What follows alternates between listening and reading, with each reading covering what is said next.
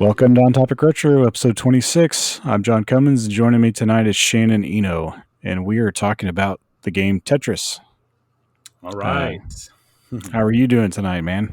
I'm doing good. How about you? Not bad at all. I've got a nice little drink and quiet time, so I'm doing pretty good. All right. Everybody else is away playing Metroid Fusion or Mario Kart 8. Yep. New wave of that. More than likely. So yeah, we're here to talk Tetris. This was the Retro Rewind game for the month of February. It was a kind of a good choice for February, being a short month. It's not a game that requires a whole lot of your time to get a feel for, but you know, depending on how much time you want to put into it, it can be time consuming if you if you let it. Yes. If you obsess over it and just trying to go one more time. That's right. But before we get into the game itself, I'm going to do a little bit of housekeeping at the top of the episode here. Just wanted to let everyone know that episode 25, which will be Crazy Taxi, is still coming.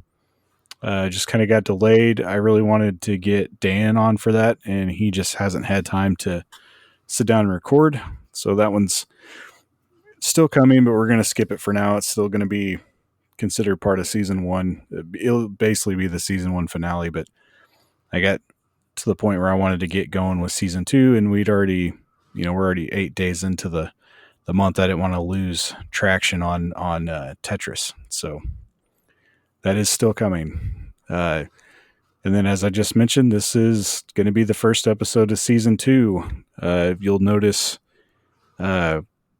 the startup of the show is a little bit different. New intro. There'll also be a new outro whenever we close this show out. I've introduced a new contest that you can be a part of if you want to join the Discord. Or even if you don't join the Discord, if you even just email me a submission for the contest, I can try to add you in and see where you rank as far as the times go. But that contest is called Retro Rewind Champions. And it's going to tie in with the Retro Rewind Game of the Month every month. And you basically, and I said times because that's specific to this current month's Retro Rewind Game of Wave Race 64. It might not always be a time trial. It might be just a different kind of goal to meet for the contest, or, see who can do something first, or, who knows what it'll be. I'll figure something out each and every month, and you'll have a chance to win a $10 gift card of your choice for whatever game store you would like, whether it be eShop, PlayStation Store, or Xbox. So Nice. That's something new that's launching with this season, and Wave Race is the first game. Kind of as I mentioned, I believe I asked for the best 3-lap time on Sunset Bay under normal conditions. So if you're listening to this and you're not part of our Discord, you can submit those to ontopicretro@gmail.com. I'll remind everyone again of the email address at the end of the show. But yeah, if you do an email submission, I'll accept that as well. You should go ahead and just join the Discord because awesome. You should. Yeah, you could. I would join the Discord. You're definitely going to have a lot more fun, and you'll get to see the live action competition going on between different people submitting their times. But yes, that's new contests that'll be happening every month, and I'll talk about it in some form or fashion on every show, whether it's an update on what's submissions that have been submitted, or just new contest rules for the next game. And then last but not least, we have some new On Topic Retro merch, some stickers that I've added to the store over at the retrologic.games. I've got some coaster sets that are incoming that should be up there soon. There'll be a coaster set of all 4 shows in our family of podcast as a set. There'll be a set of 4 of them. And then at some point, hopefully here in the near future, I'm going to try to get some shirts made up to have on the store as well. Just kind of rolling it out slowly. researching a little bit here and there, and hopefully have some more things in the store here soon. So I think that's all the housekeeping. So now we can kind of get into what we're actually here for and talk a little bit about Tetris. So we'll roll into that. So Shannon, if you want, you can, since it's just you, you can share your experience first, and then I'll follow up. All right. Well, Tetris, Game Boy, they're pretty much one and the same. When you think about one, you got to think about the other. I got mine for, actually, it was kind of a Christmas birthday gift, which is the one time that really worked out for me. I feel like having a birthday that's just a few days after Christmas was that one year, opening that up and having that Game Boy. It came with Tetris. I probably played, I don't even know, it's got to be, several hundred plus hours on that. And for a while, that was actually my only game on Game Boy. So for a little while at least. So got lots and lots of time with Tetris, and just really kind of became, I wouldn't say obsessed with it, but it was just such a perfect game for a handheld, for the first real handheld, especially for me. Pop it in, going, even just driving to church around the corner. Yep. You gotta take that Game Boy with you, pop in Tetris and play away. I was able at some point to actually get through level 20, I believe it is where you get the rocket ship, basically end of the game. And I was able to do that a few times. I don't know how. I tried and I tried and I tried this past month, and I got to 15. 15 is the best I could do right now. I just got to get my skills back up there again, I guess. I really enjoy this version, and it's probably a lot to do with just having that nostalgia for it. But I just feel like it plays a little bit different. It doesn't have any of the fancy moves. You can't save a piece. You can't. It's as simple as Tetris is going to get. And part of me still really kind of enjoys going back to that every now and then after some of the newer, also enjoyable Tetris versions. But there's just something about going back to those pieces.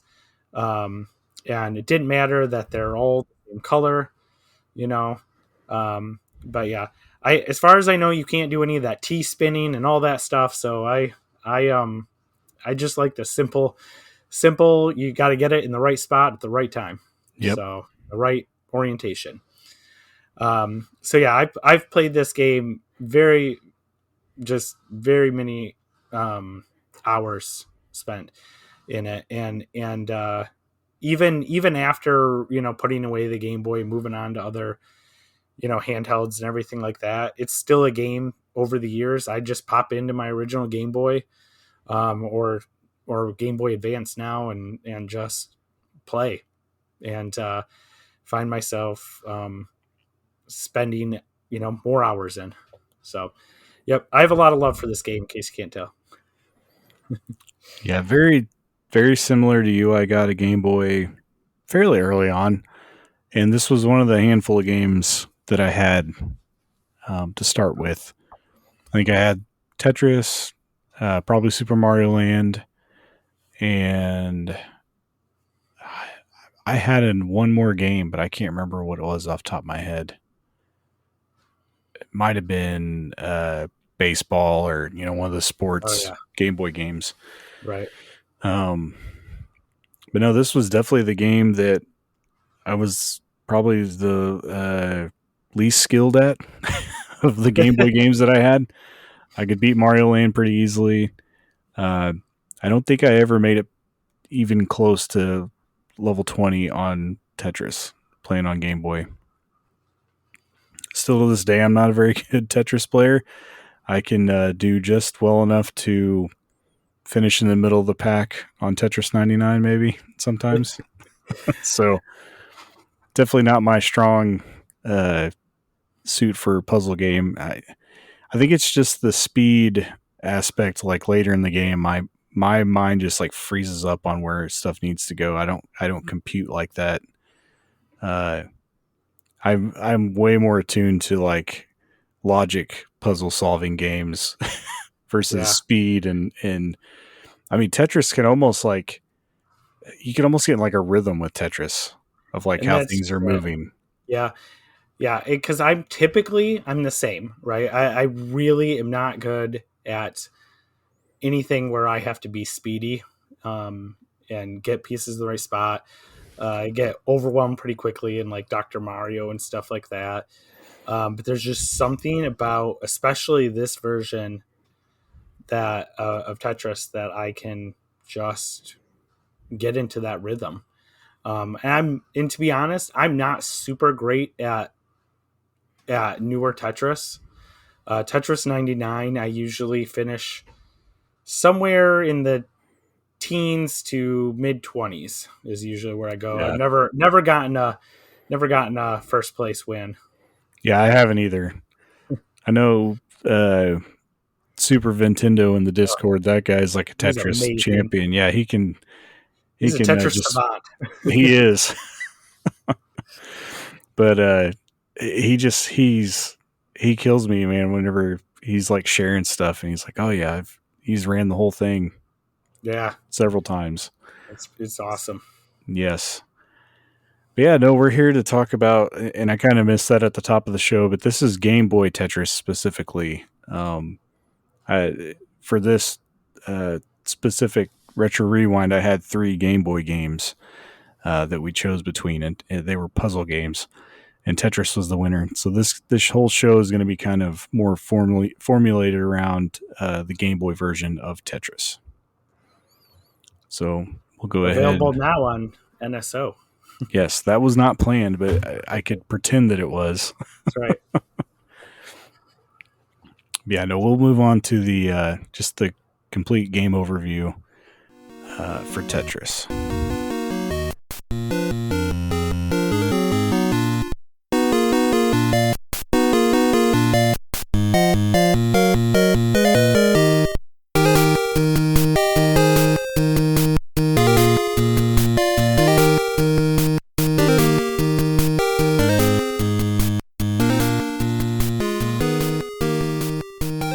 So, Tetris released on the Game Boy in Japan on June 14th of 1989. And then it would come to North America on July 31st of 1989. And then if you lived in the PAL regions, you had to wait until September 28th of 1990 to get your hands on Tetris. But of course, you were probably already playing Tetris on some other system if you were in Europe at the time. And that is because Tetris was created over in Europe, created by a Soviet software engineer named Alexei Pajitnov in 1984, which, you know, being a kid, I thought Tetris was a Game Boy. Like, I thought they were, kind of created at the same time because Well, I that's the mean, one that's what I thing. said. It's like interchangeable, like that. You Yeah. just think of the two of them together. Yeah. And, really, I didn't even think about it being an older, game at the time, but uh, it's pretty old. I mean, it's been around for a while. Uh, there's a huge backstory on Tetris that we're not going to get into here with legal battles and Yeah. just there's a crazy amount of information about Tetris. There's so many different versions of Tetris. There's even quite a few like knockoff games of Tetris or games that are highly inspired by Tetris. Like I said, I kind of wanted to keep this more just at home with the Game Boy version. So for for sake of this, we're not going to get deep into that. But there was a lot of legal battles, lots of publication issues later on. Nintendo kind of had the publication rights for quite a while, with it being such a success on the Game Boy. But at some point in 1996, Pajitnov and I believe it's Hank Rogers co-founded the Tetris company and retained rights to it once again. And I think they've had it like they're the ones that push it out to all the platforms today.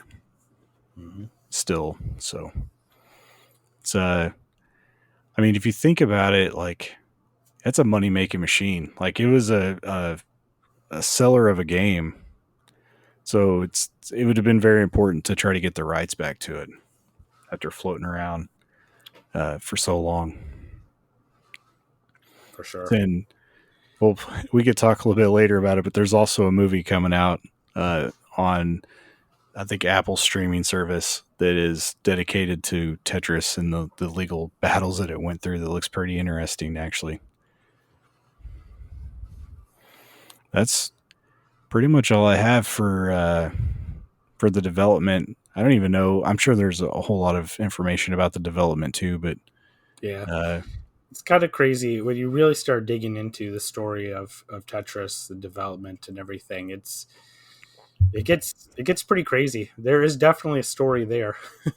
yeah, It and just at this point it's over documented, so I'm not really right. that worried about it here.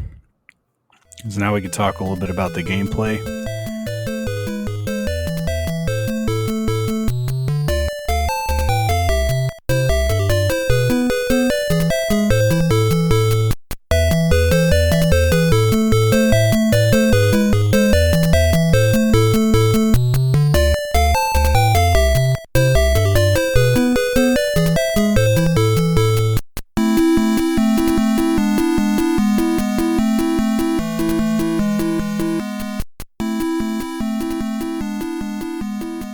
This ought to be a pretty quick one too, because Tetris is not a overly complicated game. It's one of those with a easy entry, but hard to master Oh yeah. type games. And I just have like the basic description of Tetris from Wikipedia here. And it says players complete lines by moving differently shaped pieces called tetraminos, which descend onto the playing field. Completed lines disappear and grant the player points, and the player can proceed to fill in the vacated spaces. The game ends when the uncleared lines reach the top of the playing field. The longer the player can delay this outcome, the higher his score will be. In multiplayer games, players must last longer than their opponents.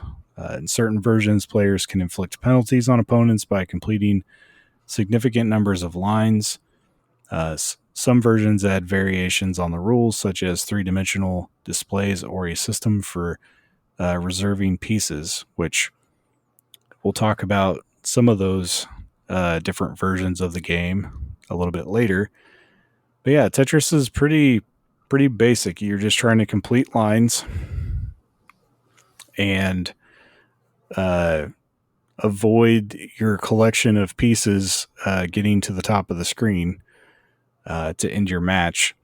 I think in some versions of Tetris, you're playing to complete lines strictly. Like you can also end the game by completing a certain amount of lines. Yes. So there's the A mode and the B mode. Yes. The A mode, you're just start. Well, you could choose a level through 10, right? You can start at first level or just start right at level 10 where things are going already a lot faster. But there's also the B mode, which is clear so many lines. Yep. You can also increase how if you want to start with a clear board, or if you want to have some junk in there, for lack of a better word. Increase the challenge level. Increase the challenges that way. And obviously the more lines you clear with a piece, the more it's worth. You can get, you can clear 1 line, 2 lines, 3 lines, or 4 lines, which is a Tetris. Yep. So yeah, you're always like the big strategy is to build up to that big, long, skinny Yep. Tetramino and And then then just just stab wait him for down in a hole. it. Yep. Yep. Yep. Hope you get one. And I mean, over the years, people have created these crazy techniques for playing Tetris. Oh yeah. Just watching people play like different styles of holding a controller, Yeah. uh, different methods for how you're like rotating the tetraminos. Like it's it's really gotten a lot more complicated on the competitive side of Tetris. They come up with stuff all the time. It seems like. Yeah, Uh, if you could find a video of a real Tetris master, um, it'll amaze you. Just I recently saw a video. It was the NES version, but yeah, they got the controllers flipped funny. They're tapping the underside of the controller to do different things. Like it's just completely nuts. yeah, And to the point where you can't even see the pieces falling anymore, really, hardly. They're just like, just yeah, based on what they know can see is going to happen next. They can react quick enough. I don't know how they do it. It's just utterly amazing. yeah. It's insane. I highly recommend you look up some of the different competitive uh, players of Tetris and why and different techniques that have come along over the years. Even just seems like in the last couple years, there's like a weird technique, like I think similar to what you were talking about with the NES controller, where you're holding it like long ways, I think, and then Yeah. like you're running your fingers across the A and B buttons Yeah. to move the pieces quicker. It's there's all kinds of crazy stuff going on. Uh, but yeah, I mean, I think that I don't know that I even could complete a match in like level 10 right now. Yeah, it takes practice and a bit of luck, especially with this one because you can't hold pieces. So Exactly. you're forced to use whatever they give you. You can't be like, you know, or save that long piece, for a Tetris. Um, One of the other things though that I think was really cool about the Game Boy version is being able to use the link cable to connect two Yes. Game Boys. You got it. Both Multiplayer both matches. had to have the game. Yep. Um, and that was really the only multiplayer Game Boy experience I think I ever had. I don't think there were any other games that are jumping out to me that I ever got to experience with that link cable. Did you have Pokemon? No, my history of Pokemon is documented elsewhere, but Much no. newer. Yeah. Um, but yeah, this was I think the only Game Boy multiplayer I ever got to do, but it did bring Mario into the game. Yep. Um, and so I mean you could still see it was definitely a Nintendo uh published or whatever game. Yeah, and I think Nintendo knew, how big it was going to be on the Game Boy, and Yeah. they like it was the perfect companion piece to move consoles Well, I think at that time.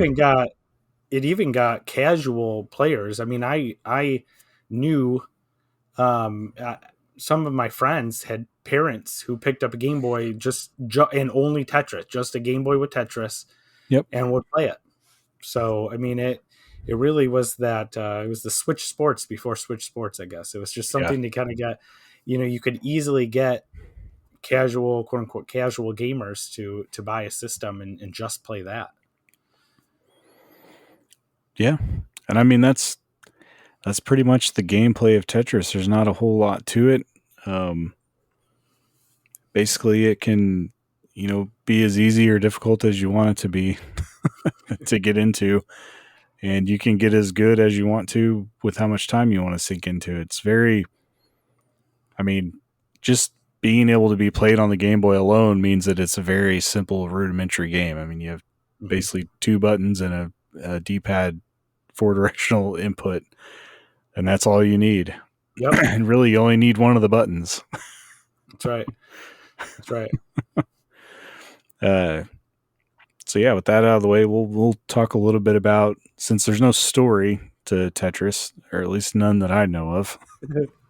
I'm sure somebody's got lore somewhere. So yeah, Tetris lore is abound in the interwebs, I'm sure. But in fact, now that I think about it, I believe there's some minor Tetris lore that occurs in the Nintendo Game Boy comic book. oh, I'm sure, yeah. If I'm remembering correctly, I think I have an issue around here somewhere, and I think there is something, but yeah, I don't think anything official. Yeah. So without there being a story, I kind of figured we could spend some time talking about some other Tetris games and other forms of media that Tetris inhabits.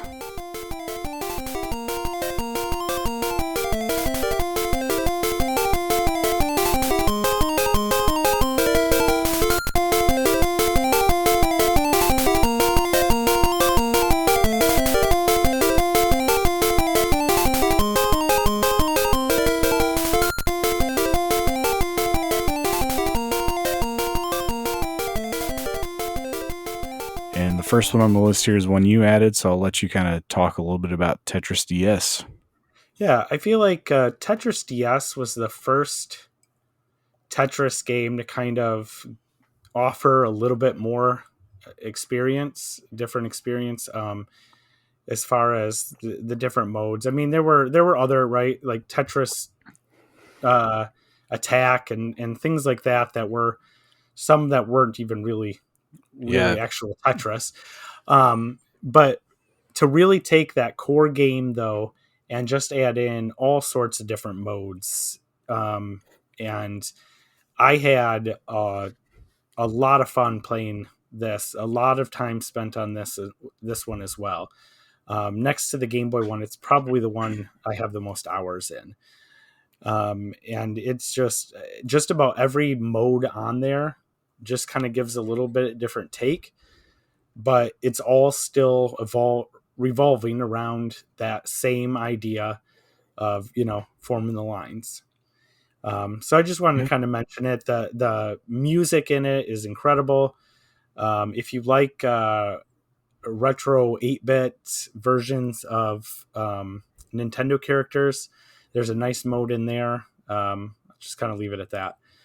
So if you could find a copy of this, I have no idea. I haven't looked to see, what it's going for these days, but I don't think it's that high. Yeah, probably not, if I had to imagine. But it's definitely worth tracking down a copy of it for sure. If you have even glancing interest in Tetris, you'll probably really like this version. I was going to look really fast. Let's see. Tetris DS, $20. Yeah. I bought it when it came out new, and so I can't remember what I spent at that time, but probably it was $40. It was worth that. Yeah, probably. Probably. And it was definitely worth that. I put in so much time to it. I definitely recommend finding it and picking it up. So next on the list is a more modern version of Tetris called Tetris Effect, which is on every platform now, right? Yeah, I think so. It's PlayStation, Xbox, Switch, and even virtual reality. It was developed, I think, as a VR game first. I think so, because it's more of a 3D version of Tetris. It's very Zen-like. I don't know how much time you've had to. I have not put a whole lot of time into it, but it's definitely more, like you said, it's more Zen. It's more, it seems like it's more music focused, even like as you're playing. Yep. It's not that it's not rhythm based. It's not revolving around like having to hit certain beats of the music or anything like that. But the music and the visual effects. There's things going on kind of around your board, and it just all works together really well. So I've played it on the Switch. If you have it on there, um, or if you get it on there, it's a great game to put on like the OLED. If you have the OLED model of Switch, play it in handheld, turn off all the lights, put in noise canceling headphones or whatever, and just focus in the game, and you will lose yourself in that game.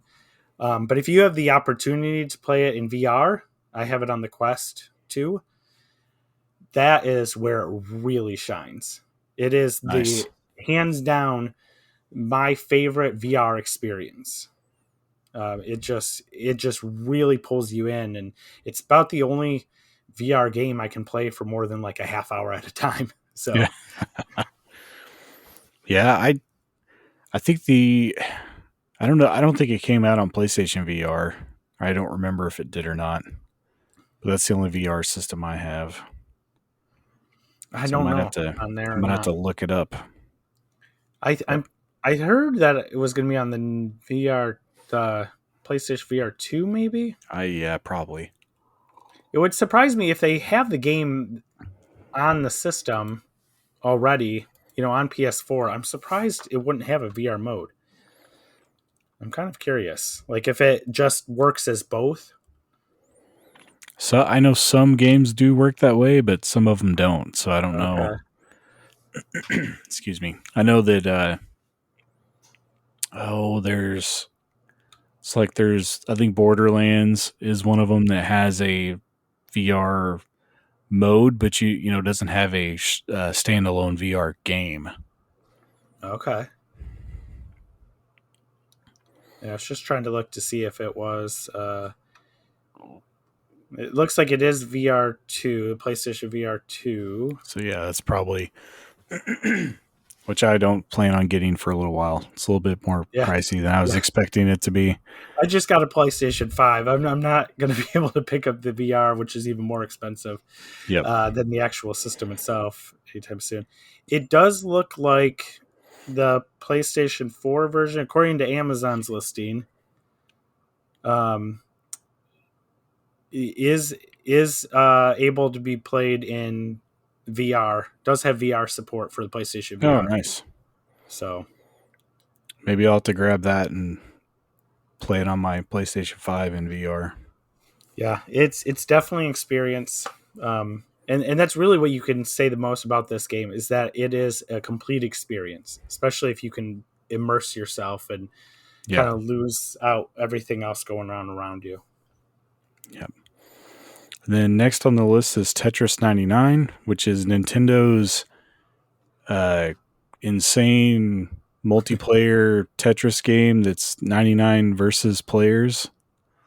And this is kind of what we were talking about earlier with our placements playing that game. And I am no good at Tetris 99. I used to play it for fun and getting the points so that I could get the different skins, and then it became like a major time sink for me to even get the amount of points I needed to get the skins. So I mean, if it was a weekend one where you get the bonus points for the match, I was like, I'll do those occasionally, but I'm not good enough to earn the points fast enough to really get any of the other skins. Yeah, I was trying to collect all the skins too, and then I kind of started fading from it. And mostly because I kept finding myself, if I did play outside of an event where it was a forced skin, um, I was just only using the Game Boy, the Game Boy skin anyway. Um, and that's when I learned that as good as I thought I was in Tetris, I either quickly realized that I'm not as good as I thought I was, or my skills have just really depleted, since I was a kid. But that's Yeah. where you see people doing crazy T-spin things where they're like, I'm like, how did that piece even get through there? Like, how did you do that? It's just mind boggling to me. And I've never been able to consistently do it myself. Yeah. So that's where I said that sometimes some of the newer versions I actually struggle a little bit more with this modern way of being able to rotate those Manipulate the board. like the board. Yeah. Yeah. Um, so yeah, I think the best I've ever done in Tetris 99. I want to say I got a fourth or a fifth once, and I thought Yeah. that was amazing, and that was just pure luck, I'm sure. I I'm not even sure what my best is, but it's maybe breaking the top 20. Maybe. But Yep. I if I looked at my Switch, I've probably put way more time in it than I should be putting in with how bad I am. Just trying to get those skins, but it's definitely like an achievement as far as multiplayer goes. Like it's it's turned a what used to be a fun two-player multiplayer game, or maybe even on the N64 there might have been some versions where there's 4 players, but uh 99 players playing against each other at the same time, battle royale style, pretty much, to the last person, and just the way it works and how you can manipulate the board by adding junk to other players' boards that they're not expecting, or uh, and just the ability to kind of impact the game in such a way, and also the control that you have over where the stuff goes is pretty good too. So Yep. thought it was very interesting the first time I played it,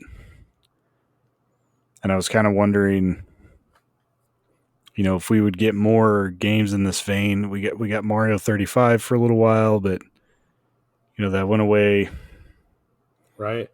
Yeah, I'm surprised there hasn't been like some form of Dr. Mario.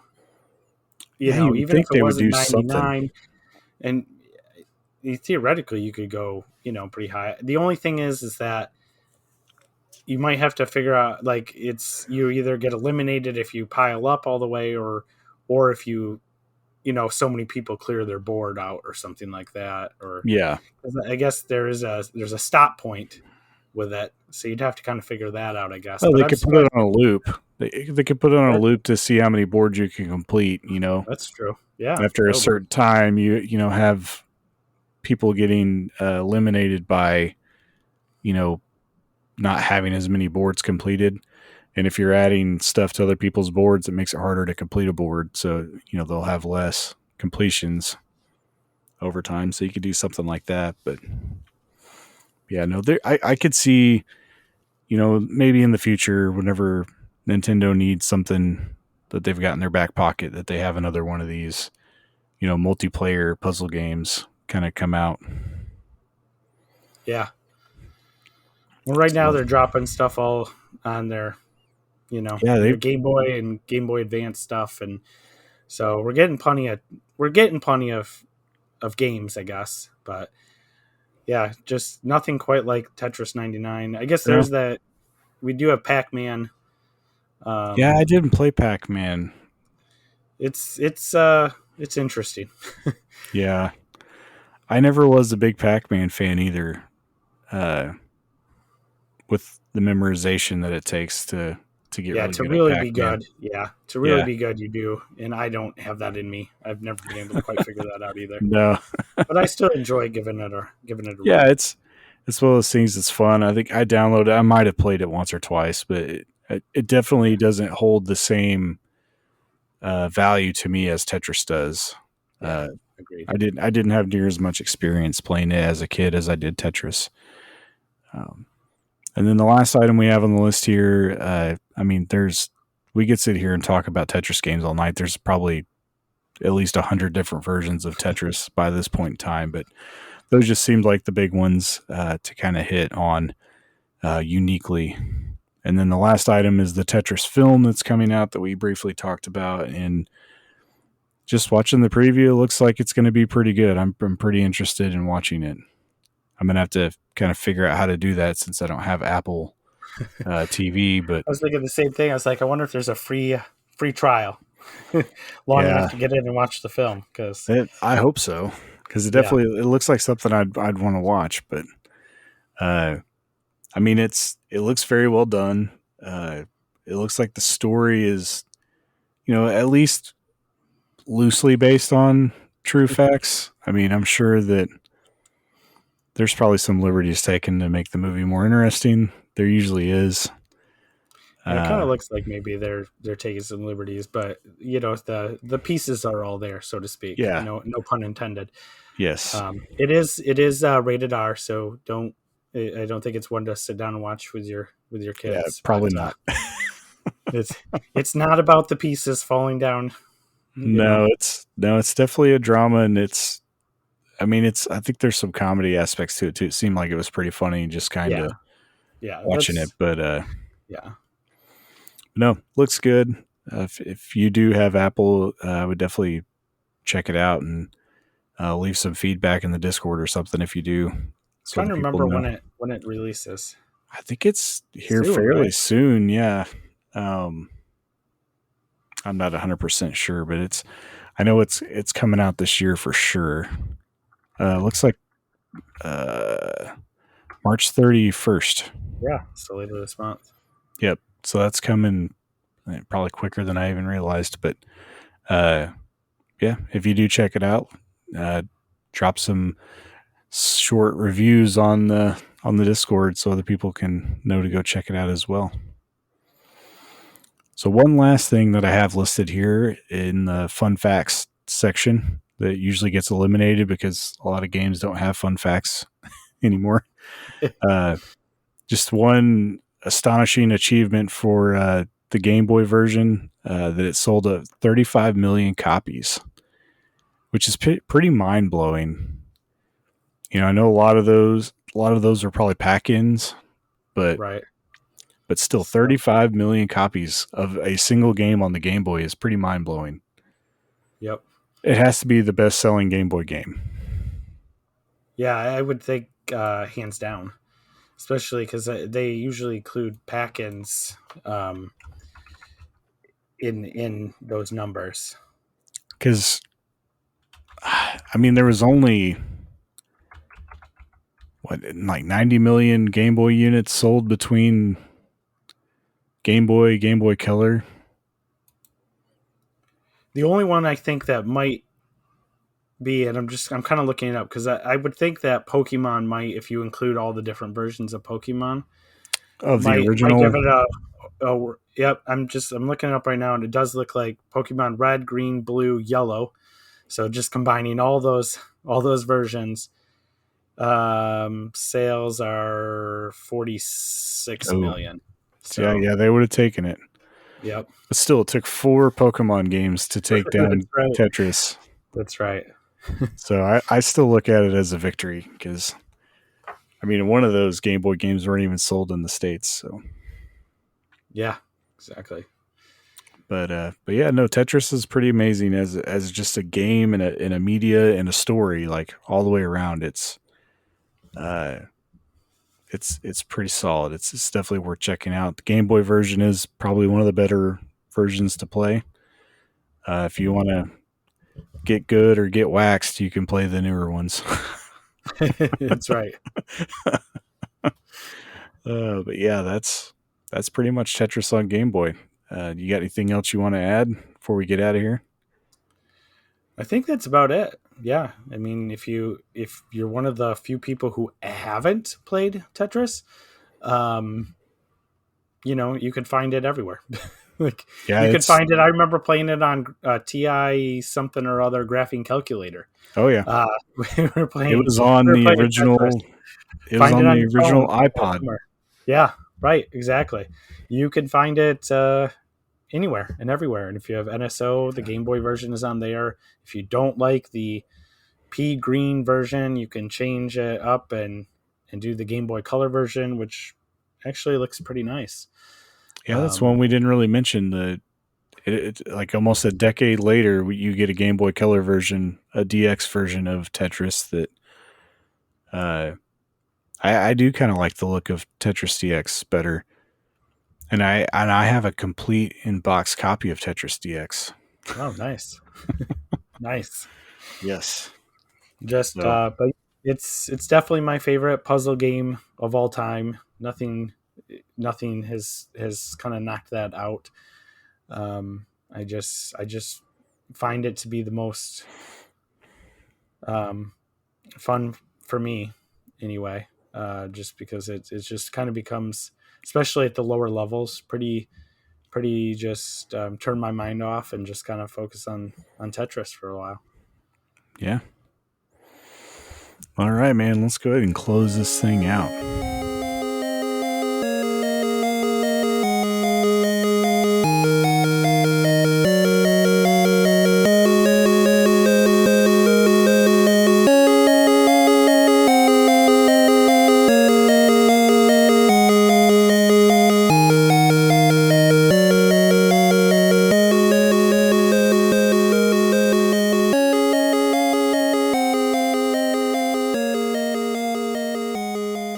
So as per usual, I'll go ahead and announce the next game for the next show, and I've selected Metroid Prime as the next game just due to the remaster coming out. Seems like a good time to get some perspective on the original game.